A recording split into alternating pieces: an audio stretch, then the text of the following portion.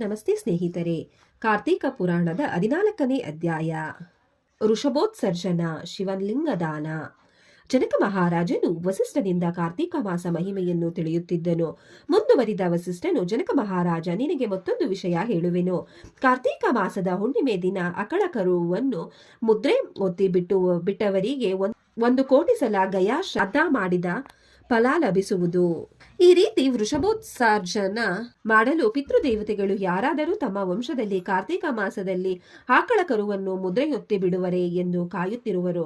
ಆದರೆ ಎಲ್ಲರೂ ವೃಷಭೋತ್ಸರ್ಜನ ಮಾಡರು.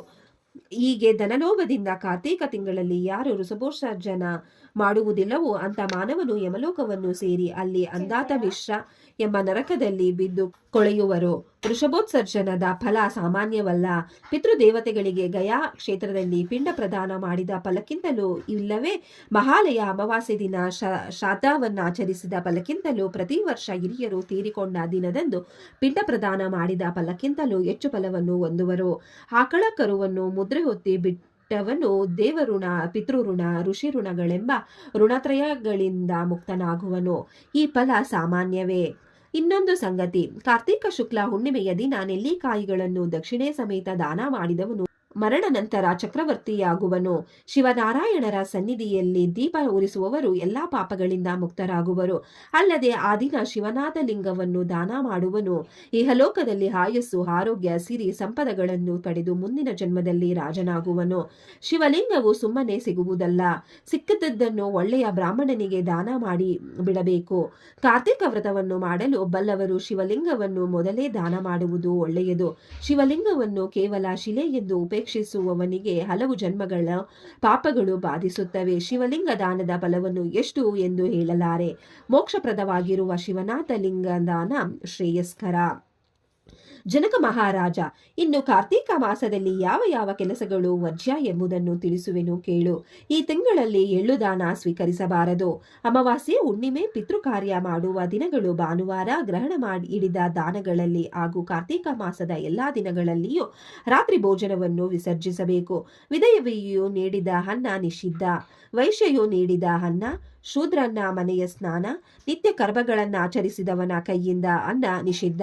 ನಿಷಿದ್ಧವಾದ ತರಕಾರಿಯನ್ನು ಬಿಡಬೇಕು. ಕಾರ್ತೀಕ ಮಾಸದಲ್ಲಿ ಬರುವ 2 ಏಕಾದಶಿಗಳಲ್ಲಿ ಉಪವಾಸವಿರಬೇಕು. ಒಂದು ವೇಳೆ ಸಾಧ್ಯವಿಲ್ಲದವರು ಶುಕ್ಲ ಏಕಾದಶಿಯಿಂದಾದರೂ ಉಪವಾಸವಿರಬೇಕು. ಕಾರ್ತೀಕ ಮಾಸದಲ್ಲಿ ಬರುವ 2 ಏಕಾದಶಿಗಳಲ್ಲಿ ಉಪವಾಸವಿರಬೇಕು. ಒಂದು ವೇಳೆ ಸಾಧ್ಯವಿಲ್ಲದವರು ಶುಕ್ಲ ಏಕಾದಶಿಯಿಂದಾದರೂ ಉಪವಾಸವಿರಬೇಕು. ಕಾರ್ತೀಕ ಮಾಸ ಪೂರ ನದಿ ಸ್ನಾನ ಮಾಡಲು ನಿರ್ಧರಿಸುವವರು ಹಾಗೂ ದೀಕ್ಷಾಬದ್ಧರಾದವರು ರಾತ್ರಿ ಭೋಜನವನ್ನು ಮಾಡಬಾರದು. ಹಾಗೆ ಏಕಾದಶಿ ದಿನ ವ್ರತಾಚರಣೆ ಮಾಡುವವರು ದಶಮಿ ದಿನ, ಅಂದರೆ ಇಂದಿನ ದಿನ ರಾತ್ರಿ ಊಟ ಮಾಡಬಾರದು. ಇವೆಲ್ಲದರ ಸಾಮರ್ಥ್ಯವಿದ್ದು ಆಚರಣೆಗಿಳಿಯದವರು ಹೊಂದುವ ಪಾಪ ಯಾವುದು ಎಂದು ಹೇಳಲಾಗದು. ರಾಜನೇ, ಇನ್ನು ಕಾರ್ತೀಕ ಮಾಸದಲ್ಲಿ ಎಣ್ಣೆ ಸ್ನಾನ ಕೂಡದು. ಹಗಲು ವೇಳೆ ನಿದ್ರೆ ಮಾಡಬಾರದು. ಈ ನದಿ ಹತ್ತಿರವೇ ಇದ್ದು ಸ್ನಾನ ಮಾಡಲು ಹೇರಳ ಅವಕಾಶವಿದ್ದಾಗ ಮನೆಯಲ್ಲೇ ಸ್ನಾನ ಮಾಡಬಾರದು. ಕಂಚಿನ ಪಾತ್ರೆಗಳಲ್ಲಿ ಭೋಜನ ವರ್ಜ್ಯ. ನದಿ ಸ್ನಾನ ಮಾಡಲು ಅವಕಾಶವಿಲ್ಲದಿದ್ದವರು ಕೆರೆ, ಕುಂಟೆ, ಬಾವಿಗಳಲ್ಲಿ ಸ್ನಾನ ಮಾಡಬಹುದು. ಆದರೆ ಹಾಗೆ ಸ್ನಾನ ಮಾಡುವವರು ಗಂಗಾದಿ ಪವಿತ್ರ ನದಿಗಳ ಸ್ಮರಣೆ ಮಾಡಬೇಕು. ಆರೋಗ್ಯವುಳ್ಳವರು ತಣ್ಣೀರು ಸ್ನಾನ ಮಾಡಬೇಕು. ಬಿಸಿ ನೀರು ಸ್ನಾನ ಮಾಡಬಾರದು. ಒಂದು ವೇಳೆ ಬಿಸಿ ನೀರಿನ ಸ್ನಾನ ಮಾಡಿದರೆ ಅದು ಮದ್ಯದಿಂದ ಸ್ನಾನ ಮಾಡಿದಂತಾಗುತ್ತದೆ. ಆರೋಗ್ಯವಿಲ್ಲದವರು, ಎಳೆಯ ಬಾಲಕರು, ತೀರಾ ವಯಸ್ಕರು ಬಿಸಿ ನೀರಿನ ಸ್ನಾನ ಮಾಡಿದರೂ ಪಾಪ ತಟ್ಟುವುದಿಲ್ಲ. ಆದರೆ ಸಶಕ್ತರು ಉಪೇಕ್ಷೆ ಮಾಡಿ ಬಿಸಿ ನೀರಿನ ಸ್ನಾನ ಮಾಡಿದರೆ ಪಾಪ ಸಂಪಾದನೆ ಮಾಡುವರು. ನದಿ ಸ್ನಾನಕ್ಕೆ ಅವಕಾಶವಿದ್ದರೂ ಮನೆಯಲ್ಲೇ ಸ್ನಾನ ಮಾಡುವವರು ಮರುಜನ್ಮದಲ್ಲಿ ಚಂಡಾಲರಾಗಿ ಜನಿಸುವರು. ನದಿ ಸ್ನಾನ ಮಾಡುವವರು ಗಂಗಾದಿ ನದಿಗಳ ಸ್ಮರಣೆ ಮಾಡದಿದ್ದರೂ ತಪ್ಪಿಲ್ಲ. ನದಿ ಸ್ನಾನವಾದ ಬಳಿಕ ನದಿ ತೀರದಲ್ಲಿಯೇ ಕಾರ್ತೀಕ ಪುರಾಣವನ್ನು ಪಠಿಸಬೇಕು, ಇಲ್ಲವೇ ಆಲಿಸಬೇಕು. ನಂತರವೇ ಮನೆಗಳಿಗೆ ಹೋಗಬೇಕು. ಇದರಿಂದ ಹೆಚ್ಚು ಪುಣ್ಯ ಲಭಿಸುತ್ತದೆ. ಒಂದು ವೇಳೆ ನದಿ ತೀರದಲ್ಲಿ ಪುರಾಣ ಪಠನ ಅಥವಾ ಶ್ರವಣ ಸಾಧ್ಯವಾಗದಿದ್ದರೆ ಹರಿನಾರಾಯಣರ ಸನ್ನಿಧಿಯ ದೇವಾಲಯಗಳಲ್ಲಿ ಪುರಾಣವನ್ನಾನಿಸುವುದು ಶ್ರೇಯಸ್ಕರ. ಕಾರ್ತಿಕ ವ್ರತಾಚರಣೆ ಮಾಡುವವರು ಹಗಲು ವೇಳೆ ಕಾರ್ತಿಕ ಪುರಾಣ ಪಠಣವೋ ಶ್ರವಣವೋ ಮಾಡಬೇಕು, ಇಲ್ಲವೇ ಹರಿಕಥೆಗಳನ್ನು ಕೇಳಬೇಕು. ಮುಸ್ಸಂಜೆ ಶಂಕರನಾರಾಯಣರ ದೇವಾಲಯಗಳಿಗೆ ಹೋಗಿ ಪರಮಾತ್ಮನ ದರ್ಶನ ಮಾಡಬೇಕು.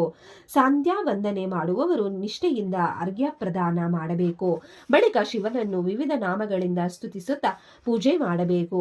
ಪರಮೇಶ್ವರನಿಗೆ ಸ್ನಾನ ಮಾಡಿಸುವಾಗ ಪಂಚಾಮೃತ ಬಳಸಬೇಕು, ಇಲ್ಲವೇ ಎಳನೀರು ಬಳಸಬೇಕು. ಸ್ನಾನ ನಂತರದ ವಸ್ತ್ರವನ್ನರ್ಪಿಸಬೇಕು. ಯಜ್ಞೋಪವೀತ, ಗಂಧ, ಅಕ್ಷತೆ, ಪುಷ್ಪ, ಧೂಪ, ದೀಪ, ನೈವೇದ್ಯ, ತಾಂಬೂಲ, ಕರ್ಪೂರ, ನೀರಾಜನ, ಸುವರ್ಣ ಪುಷ್ಪಗಳನ್ನು ಅರ್ಪಿಸಿ ಪ್ರದಕ್ಷಿಣೆ ನಮಸ್ಕಾರ ಮಾಡಬೇಕು. ಇದಕ್ಕೆ ಷೋಡಶೋಪಚಾರ ಪೂಜೆ ಎನ್ನುವರು. ವಿಷ್ಣು ಸಹಸ್ರನಾಮಗಳಿಂದ ಪೂಜಿಸಲಬಹುದಾ? ಇದೇ ರೀತಿ ಕಾರ್ತಿಕ ಮಾಸ ಪೂರ ಭಕ್ತಿ ಶ್ರದ್ಧೆಗಳಿಂದ ಪೂಜೆ ಸಲ್ಲಿಸಿ ಮನೋಭಿಷ್ಟ ಪೂಜೆ ಮಾಡಬೇಕು. ಕಾರ್ತಿಕ ಮಾಸದಲ್ಲಿ ಈಶ್ವರನ ಸನ್ನಿಧಿಯಲ್ಲಿ ಯಥಾಶಕ್ತಿ ದೀಪಮಾಲೆ ಬೆಳಗಿದವರು ಪುಣ್ಯಾತ್ಮರಾಗುತ್ತಾರೆಂದು ಹಿಂದೆಯೇ ಹೇಳಿದ್ದೇನೆ. ಶಿವಪೂಜೆ ಬಳಿಕ ಯಥಾಶಕ್ತಿ ಬ್ರಾಹ್ಮಣರಿಗೆ ಭೋಜನ ಮಾಡಿಸಿ ಅವರಿಗೆಲ್ಲ ದಕ್ಷಿಣೆ ತಾಂಬೂಲವನ್ನು ಕೊಡಬೇಕು. ಇದರಿಂದ 100 ಅಶ್ವಮೇಧ ಯಾಗ ಮಾಡಿದ ಫಲ ಸಿಗುವುದು. ಕಾರ್ತಿಕ ರಾತ್ರಿ ವ್ರತವನ್ನಾಚರಿಸಿದವರ ಪಾಪಗಳೆಲ್ಲವೂ ನಶಿಸುತ್ತವೆ ಎಂದು ನಾರದಾದಿ ಮಹರ್ಷಿಗಳು ಹೇಳಿದ್ದಾರೆ. ಈ ವ್ರತವೆಂದರೆ ಕಾರ್ತಿಕ ಮಾಸವೆಲ್ಲ ರಾತ್ರಿಯವರೆಗೂ ಉಪವಾಸವಿದ್ದು ನಕ್ಷತ್ರ ದರ್ಶನ ಕಾಲದ ಸಂಜೆ ದೀಪ ಹಚ್ಚಿ ಭೋಜನ ಮಾಡುವುದು ಎಂದು ತಿಳಿಯಬೇಕು. ನಕ್ತವ್ರತವು ಎಂದು ಇದಕ್ಕೆ ಹೆಸರು. ನಕ್ತವ್ರತದಿಂದ ಎಲ್ಲಾ ಪಾಪಗಳು ದೂರವಾಗುತ್ತವೆ. ಕಾರ್ತಿಕ ಶುಕ್ಲ ಚತುರ್ದಶಿಯ ದಿನ ಒಬ್ಬ ಸತ್ಪ್ರಾಪ್ತನಾದ ಬ್ರಾಹ್ಮಣನಿಗೆ ಭೋಜನ ಮಾಡಿಸುವವರು ತಮ್ಮ ಪಿತೃದೇವತೆಗಳನ್ನು ತೃಪ್ತಿಪಡಿಸುವವರು. ಅದೇ ದಿನ ಪಿತೃಗಳಿಗೆ ಎಳ್ಳು ತರ್ಪಣವನ್ನು ನದಿ ಜಲದಲ್ಲಿ ಅರ್ಪಿಸಿದರೆ ಆ ಪಿತೃದೇವತೆಗಳು ನಲಿಯುವರು. ಜನಕ ಮಹಾರಾಜ ಕಾರ್ತಿಕ ಮಹಾತ್ಮೆ ಎಷ್ಟೆಂದು ಹೇಳೋಣ. ಕಾರ್ತಿಕ ಮಹಾತ್ಮೆ ಪಠಣ ಮಾಡುವವರು ಪಾಪರಹಿತರಾಗುವರು. ಪಾಪಕ್ಕೆ ಇದಕ್ಕಿಂತ ಪ್ರಾಯಶ್ಚಿತ್ತ ಬೇರಿಲ್ಲ. ಕಾರ್ತಿಕ ಶುಕ್ಲ ಚತುರ್ದಶಿ ದಿನ ಶಿವಪೂಜೆ ಮಾಡಿ ಎಳ್ಳುದಾನ ಮಾಡಿದವರು ಕೈಲಾಸವನ್ನು ಸೇರುವರು. ಶಕ್ತರಿದ್ದು ಕಾರ್ತಿಕ ವ್ರತವನ್ನು ಆಚರಿಸಿದವರು ಹಲವಾರು ಯೋನಿಗಳಲ್ಲಿ ಜನಿಸುವರು. ಬಳಿಕ 2 ಜನ್ಮಗಳಲ್ಲಿ ನರಿಗಳಾಗಿ ಹುಟ್ಟುವರು. 3 ಜನ್ಮಗಳು ಹಂದಿಗಳಾಗಿಯೂ 4 ಜನ್ಮಗಳು ನಾಯಿಯಾಗಿಯೂ 100 ವರ್ಷಗಳ ಕಾಲ ಬೆಕ್ಕು, 6 ಜನ್ಮಗಳ ಕಾಲ ಇಲಿಯಾಗಿ ಜನಿಸುವರು. ಕಾರ್ತಿಕ ವ್ರತವನ್ನು ವಿಧಿವತ್ತಾಗಿ ಆಚರಿಸಿದವರಿಗೆ ಇಂದಿನ 17 ಜನ್ಮಗಳ ಸ್ಮೃತಿ ಉಂಟಾಗುವುದು. ಆಗಲಾದರೂ ಶಿವಾಲಯದಲ್ಲಿಯಾಗಲಿ ವಿಷ್ಣು ದೇವಾಲಯದಲ್ಲಿಯಾಗಲಿ ದೀಪಾರಾಧನೆ ಮಾಡಿದ್ದಲ್ಲಿ ಮೋಕ್ಷ ಲಭಿಸಿ ಪುನರ್ಜನ್ಮವಿಲ್ಲದಂತಾಗುವುದು. ಒಂದು ವೇಳೆ ಯಾರಾದರೂ ಅಚ್ಚಿಟ್ಟ ದೀಪವನ್ನು ಆರಿ ಹೋಗದಂತೆ ತಡೆದರೂ ಅಂತವರು ಮುಕ್ತಿ ಹೊಂದುವರು.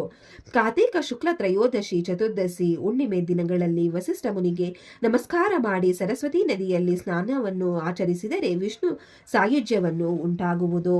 ಜನಕ ಮಹಾರಾಜ ಶಿವಲಿಂಗ ದಾನ, ವೃಷಭಾಸ್ತರ್ಜನ ಮಹಿಮೆ ತಿಳಿದೆಯಲ್ಲವೇ? ನಿನಗೆ ದೀಪಾರಾಧನೆ ಮಹಿಮೆ ತಿಳಿಸಲು ಒಂದು ಕಥೆಯನ್ನು ಹೇಳುತ್ತೇನೆ, ಕೇಳುವವನಾಗು ಎಂದು ಮುಂದುವರಿಸಿದನು. ಇಲ್ಲಿಗೆ 14ನೇ ಅಧ್ಯಾಯವು ಮುಕ್ತಾಯಗೊಂಡಿತು. ಈ ಅಧ್ಯಾಯವನ್ನು ಕೇಳಿದವರಿಗೆ ಹಾಗೂ ಶ್ರವಣ ಮಾಡಿದವರಿಗೆ ಆ ದೇವರು ಒಳ್ಳೆಯದನ್ನು ಮಾಡಲಿ. ಓಂ ನಮಃ ಶಿವಾಯ. ವಿಡಿಯೋ ನೋಡಿಕ್ಕೆ ಎಲ್ಲರಿಗೂ ಧನ್ಯವಾದಗಳು. ನಿಮಗೆ ಈ ವಿಡಿಯೋ ಇಷ್ಟ ಆಗಿದ್ರೆ ಪ್ಲೀಸ್ ಒಂದು ಲೈಕ್ ಮಾಡಿ. ನೆಕ್ಸ್ಟ್ ಇನ್ನು ಜಾಸ್ತಿ ವಿಡಿಯೋ ಹಾಕ್ತೀವಿ. ಹಾಗೆ ನಿಮ್ಮ ಫ್ರೆಂಡ್ಸ್ಗೆ ಶೇರ್ ಮಾಡಿ ಮತ್ತೆ ಸಬ್ಸ್ಕ್ರೈಬ್ ಮಾಡಿ. Thank you very much.